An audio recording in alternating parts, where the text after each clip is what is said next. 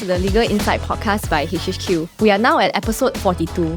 In case you are meeting for the first time, my name is Nicole. I am a senior associate at the Technology Practice Group. The intention behind the Legal Insight podcast is to continuously improve and bring the latest legal and regulatory requirements, developments to our clients, in-house teams, and the wider legal community. We have therefore been actively expanding our podcast, and we are glad to be joined today by Johnson, the head of Technology Practice Group, Khai, the co-head of the Technology Practice Group, and Winn, our Principal Associate. We are really excited about what is to come. This time, we will be discussing probably one of the hottest and latest developments within the fintech space, which is the Consumer Credit Act 2025. The Act fully came into operation this year and has truly changed the consumer fintech landscape in Malaysia. More recently, the SKP also released the authorization standards, conduct standards, and which have effectively turned the tables and changed the entire game. We are therefore very glad to have Johnson, Khai, and Winn here with us today to dissect and understand how the Consumer Credit Act applies, particularly within the concept of buy now, pay later industry in Malaysia. Given the breadth and the importance of the discussion, we will be splitting this into two parts to properly cover the depth of the topic. If you are in the fintech industry, particularly if you are operating within the buy now, pay later industry, this is certainly an episode that you do not want to miss. Johnson, Khai, and Winn, welcome to the Legal Insight podcast. Good to see you, Nicole. Thank you, Nicole. Thanks, Nicole. Okay, let's start off with Johnson. Sure. I understand that over the past few months, our department has been busy advising many companies on applying relevant licenses and registration under the Consumer Credit Act, particularly those operating within the buy now, pay later businesses. To begin, perhaps we should look at the bigger picture here. Yeah. To understand what is the legal status of the buy now, pay later industry, because I am seeing many providers currently offering the buy now, pay later services, but I do not believe that they actually have been licensed yet. At the same time, I also note that the Consumer Credit Act has already come into force. Therefore, what is the actual legal position? I think the market remains rather confused. Thanks, Nicole. I would say that there is a very fair and very good observations. And I would say that the confusion here that we are seeing in the market is very much understandable because concurrently, we actually have two developments. They are happening at the very same time. So on one hand, the Consumer Credit Act has been fully been enforced starting from 1st June 2026. And the law makes it very clear that no one is able to actually provide any BNPL services unless one is being licensed by SKP. But on the other hand, the law, the regulator, SKP, they also fully recognize that in order for you to actually obtain any licenses, it's going to take time. And in order for them not to disrupt the whole business and to allow companies, they are still able to run their businesses smoothly. So with that, the law makes it very clear by actually providing, they call it a 6-month transitional period. What does it mean? It means that those companies, they are already providing their BNPL services. They are still able to provide their BNPL services even without a license for 6 months. So as I mentioned earlier, the law came into full force on 1st June 2026. It means that they are able to actually provide BNPL services even without a license until 1st December 2026 during this quite very special transitional period. That is why the opposition is very fair. Hence, it explains why there are quite a number of BNPL service providers. They are providing their services without a license. As you mentioned earlier, we are actually assisting a number of BNPL services to obtain the license right now. So we understand that in the market, many of them, they are already going through the licensing process to really ensure that even after 1st December, they are still able to provide their services legally. I see. Thank you so much, Johnson. I think that was a very clear explanation on the whole legal status and also the transition period available. For Khai, before we go deeper into the regulatory requirements, perhaps we should first clarify what buy now, pay later actually is and how it differs from money lending. Does holding a money lending service license automatically allow a company to provide buy now, pay later services? Yeah, thanks, Nicole, for the question. Essentially, I think the temptation is there, conceptually at least, to equate buy now, pay later, BNPL, as money lending, because essentially you are getting some form of services through the provision of cash, right, to you. But in this case, BNPL technically is different from money lending. Yeah. Let me first explain what BNPL is. I'm sure that all of the listeners here, you would be very well familiar with how BNPL works already, given that a lot of the BNPL providers have already been in the market even well before the Consumer Credit Act came into force, right? So essentially, you go to a merchant, you want to acquire the goods or the services provided by the merchant, but instead of paying, say, 1,000 ringgit upfront and get the goods or the services directly, you decide to pay it in installment. And in this case, typically BNPL scheme works in such that the person that is providing you the installment is not the merchant. It's not the merchant itself, but rather it's a third party who is providing that deferred payment services or the installment payment services. So essentially, instead of paying 1,000 upfront, you cut and break down the 1,000 ringgit to, say, 6 terms or 12 terms. And when you repay, you are actually repaying the BNPL service providers. So in fact, the definition of BNPL under the Consumer Credit Act reflects this very, very accurately. When you enter into a BNPL scheme with a registered BNPL service provider, the person that is providing the BNPL services is never the merchant. Is never the merchant itself, but it's always a third party. It has to be a third party according to the definition of the Act. And drawing and coming back to money lending is different from money lending, because money lending, the product itself, the service itself is to give you cash. You actually get the cash and you have to repay the cash with interest or without interest, essentially. But essentially, you are getting cash and you can use the cash for whatever other purposes, right? BNPL, you are getting the goods or the services that you want to buy, that you want to acquire, but you are paying for them on an installment basis. If you have a money lending license, it doesn't mean that you can carry out BNPL, because ultimately these two things, they are regulated under two different laws, right? Money lending, it's governed under the Money Lenders Act, whereas BNPL is governed under the Consumer Credit Act. Even the regulators themselves are different. So no, just because you have a money lending license doesn't mean that you can provide BNPL. You have to separately obtain the different kind of registration with a different regulator altogether. Thank you so much, Khai. There was a very clear distinction between BNPL and also money lending licenses. Winn, let me bring you into the discussion here. I understand that you have been assisting the department in advising several companies on their buy now, pay later licensing applications. From an operational perspective, is the buy now, pay later framework materially different from other fintech licensing regimes? And what are the top 3 most important operational requirements that an applicant should pay attention to? Hi, Nicole. Thanks for the question. To address your first question, I think the buy now, pay later framework is broadly similar to other similar fintech licensing application that we have done in the past in terms of regulatory expectations. Whether it be SKP, BNM, or SC, I think the common expectation here is that the applicant must be able to demonstrate robust governance, financial soundness, and as well as operational readiness. So going back to your second questions, in terms of key operational readiness or key areas to highlight, I will highlight three areas. First, and I think it's the most important, is that the applicant, a BNPL provider, must be able to show the correct corporate and financial structure. So what do I mean by this? Essentially, the company must be a registered, incorporated company in Malaysia under the Companies Act 2016. Second, and I think it's also the very important requirement, is in terms of the financial structure. The BNPL business must have maintain a shareholder fund or total equity of at least 2 million ringgit Malaysia. So I think the confusion is here. Most buy now, pay later providers may be confused that, is this just an entry requirement? I just have to maintain 2 million. That's it. But the point is that even after the license is granted by SKP, the buy now, pay later provider must continue to maintain this 2 million sum. Okay, and the second point that I would like to address is that the applicant must establish appropriate governance arrangement.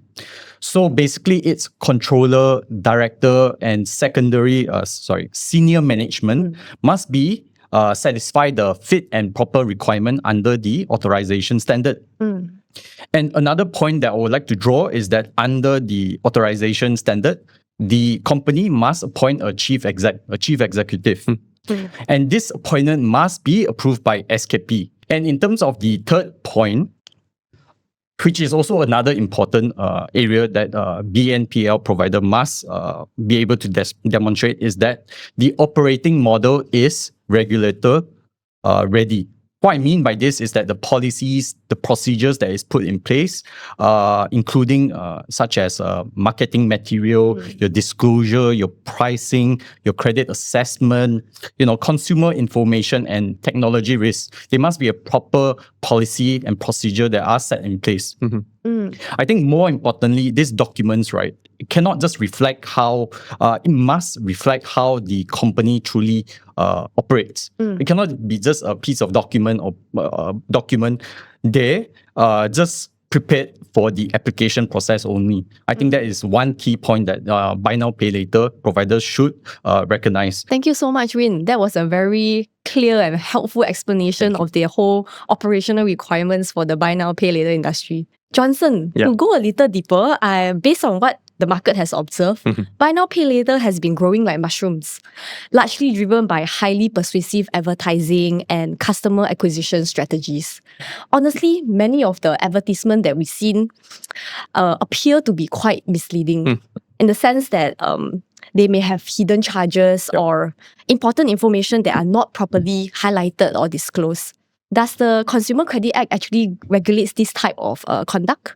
Yeah, this is very true, because if we are actually looking just around all the advertisement, especially concerning BNPL, we are seeing, I would say, that a lot of misleading or misrepresentations saying that those BNPL services or BNPL credits are offered on interest-free or even zero cost. But in reality, we all know that there's always hidden costs, such as late payment charges or even admin fees as well. That's why with the implementation of the Consumer Credit Act and also the conduct standards, the law makes it very clear by saying that all the most important commercial terms must be clearly demonstrated, must be clearly shown on all the promotional materials or even your advertisement. So for example, if your interest-free condition is only applicable if you actually repay all the BNPL service or the BNPL credit within 3 months, then you have to make it very clear. That's why the law makes it super clear by saying that all the pertinent information must be well demonstrated, including your interest rate, how is your interest rate being calculated, the repayment period, and even your late payment charges. And one thing that I want to highlight, I want to emphasize is what's really special about this particular Consumer Credit Act is they even require the BNPL service provider to demonstrate the EIR. So EIR is actually effective interest rate, which is very different compared to the normal money rate, because EIR effectively is going to indicate, is going to reflect the actual financing cost on an annualized basis. So for example, if I'm only telling you saying that my interest rate for my BNPL service is only 2% per month, on paper it looks very low. But the moment I'm converted into actual EIR, it actually indicates about 26 or 27th annual interest rate per year. This immediately paints a very different picture already, from 2% per month to 26 or even 27th EIR per year. So that is why the takeaway is very simple. If you want to conduct BNPL services, then all the advertisement, all the promotional materials, all the documents, or even your marketing terms, everything must be clear, must be transparent with full and proper disclosure. Thank you so much, Johnson. That was very insightful. I think consumers would definitely pay attention now more to the advertisement posted by BNPL providers. Khai, beyond advertising, the economics of the product are equally important. If a buy now pay later provider charges an annualized rate of 35% or even higher, would that be considered legal? Can providers effectively charge any amount so long as they are disclosed? The long and short answer to that question is I have no idea, because the law doesn't say what interest rate is legal how high or how low interest rate should be. There's no regulation when it comes to interest rate, how high or how low, or even what is the ceiling, what is the floor that a BNPL service provider must charge their interest rate for their BNPL services.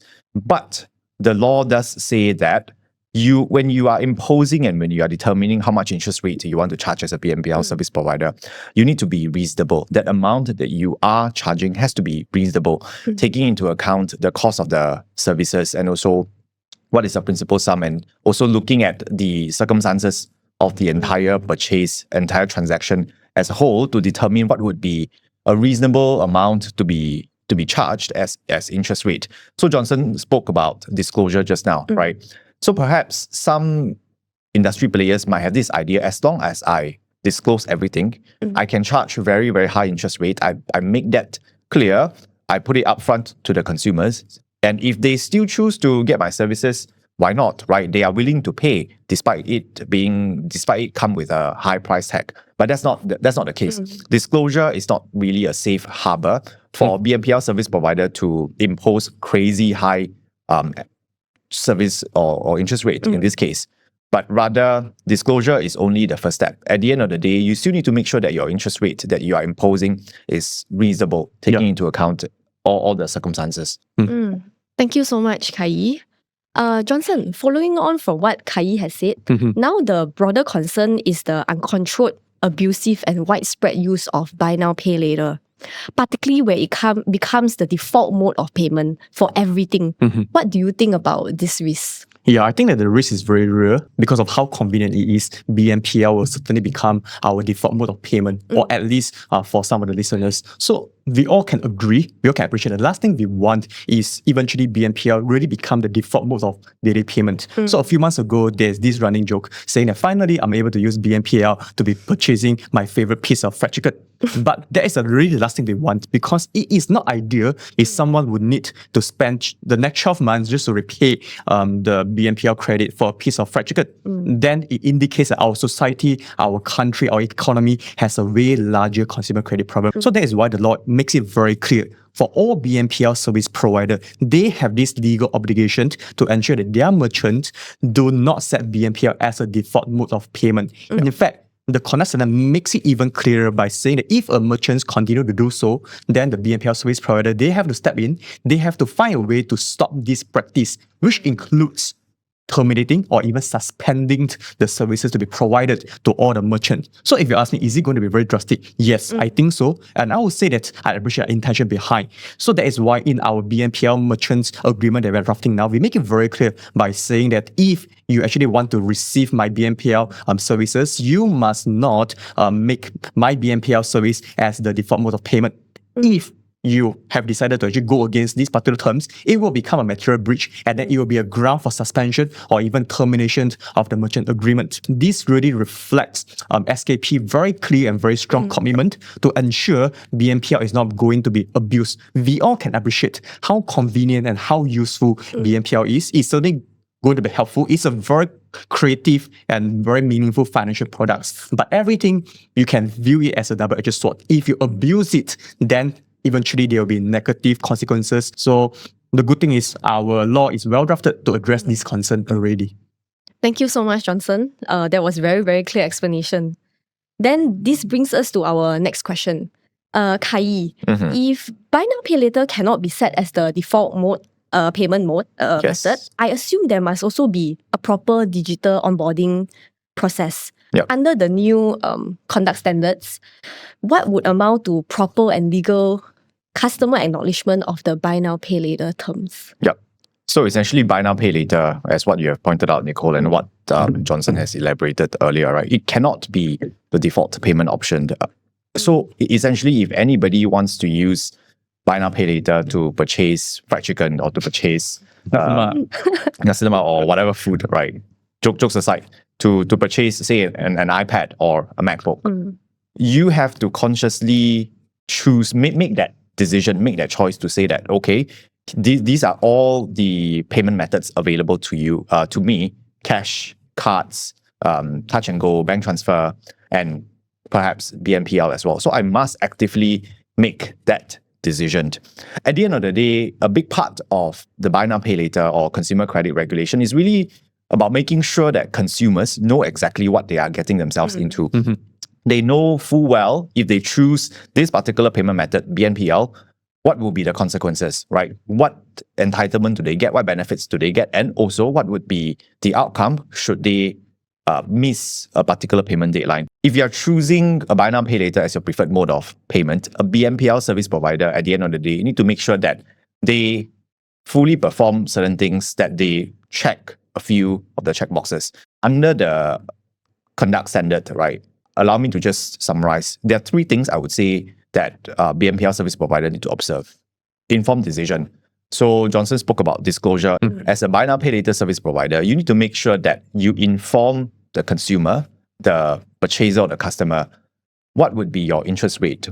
What would be the repayment terms? How many installments can you actually opt to repay, to pay and buy this particular product for?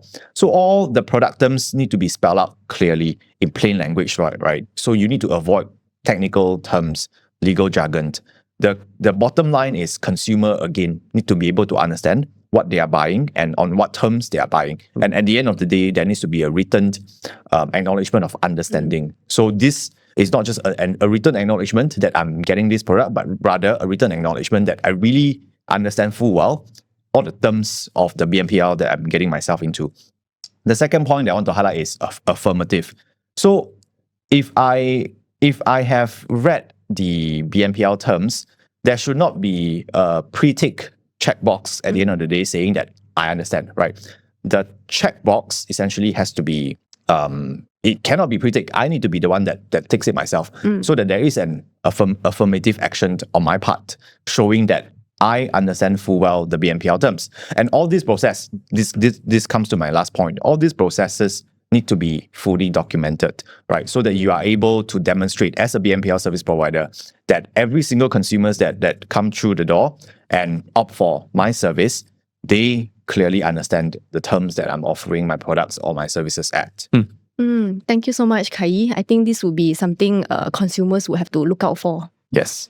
And Win, for our final question, I understand that the conduct standards issued by SKP also requires disclosure materials to be provided in at least 2 languages. Could you explain what this covers in practice and whether it may actually create operational challenges for the buy now, pay later service providers? Yep. So I think Johnson and Khai, they touch generally on disclosure, how important it is for credit consumer. So in terms of the disclosure material, I think this is very clear in the conduct standard. It must be made available in 2 languages. One is our national language, Bahasa Malaysia. And second, it can be any other language that meets the need of the buy now, pay later providers, existing and target customers. So what I mean by this is that if the BNPL provider has a large English speaker in terms of their customer base, then the disclosure materials can be provided in English. Okay, so in terms of the definition of disclosure material, so understandably, it is actually quite broad. If you look at the definition under the conduct standard, it defines it as any advertisements, illustrations, product comparisons, promotional and marketing material, as well as any written or oral sales presentations. So how does this apply in practice? So what I would advise is that buy now, pay later provider should consistently review, any of their customer-facing communication, such as their website, their mobile applications, the onboarding journey, and any repayment illustration that they have displayed on their website. They should ensure that the same standard in terms of the language is consistently applied. Okay. So moving apart from that, there's also a separate distinction laid out in the conduct standard. One point to highlight is that for any legally enforceable documents, such as credit agreements, so basically credit agreements are any agreements entered between the credit consumer and the credit provider to provide credit. So essentially any legally enforceable documents. So this must specifically be made available in Bahasa Malaysia or English. And the choice of language really depends on the credit consumer, whether they understand it or they choose that specific language.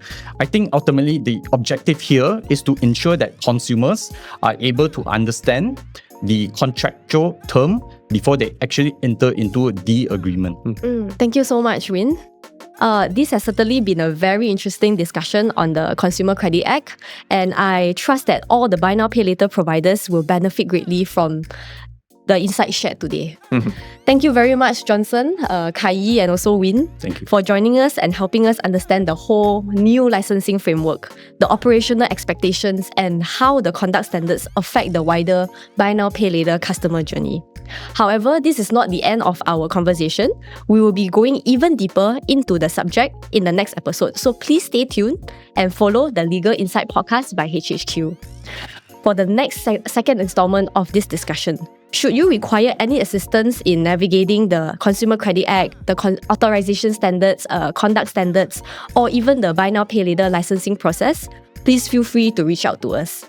Until next time, thank you for listening to the Legal Insight podcast by HHQ.